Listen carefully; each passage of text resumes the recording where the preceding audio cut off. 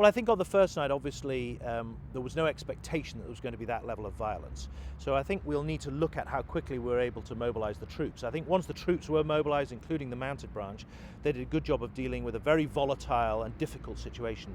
Last night, obviously, there was intelligence about what was going to happen, an expectation.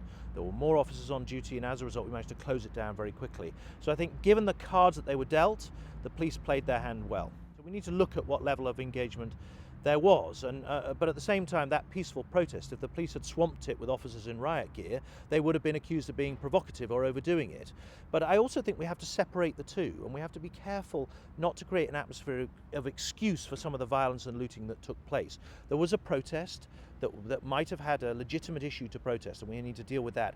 That is separate from the opportunistic criminals who went around setting fire to buildings and almost robbing to order, and we need to deal with those two separately. Well, there was no allowing things to happen, but obviously where crime was reported across the capital last night, the police responded and got there quickly. In some circumstances, they got there before it even happened. I know at Oxford Circus, there was intelligence about a gang arriving. They got there before them, managed to apprehend them before they did any damage. But at the same time, when that kind of action is taking place across the capital, what you want the police to do is be dynamic and react as quickly as possible. We just don't have enough police officers to have a van of cops on every street corner in the capital, so you have to respond. And I think they did well.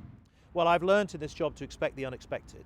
So what I need to make sure, and I'm going back to the yard now, is to make sure that the police are prepared for whatever may happen tonight, and that we look over the coming days and weeks at the intelligence on a regular basis to make sure that we have the right level of resources and approach to what is a difficult problem in the city. Having said that, we're moving now to more dynamic tasking across the capital anyway. There are more police officers out on the street because we've got them out from behind their desks and cars than before, so we're in a good position to deal with it.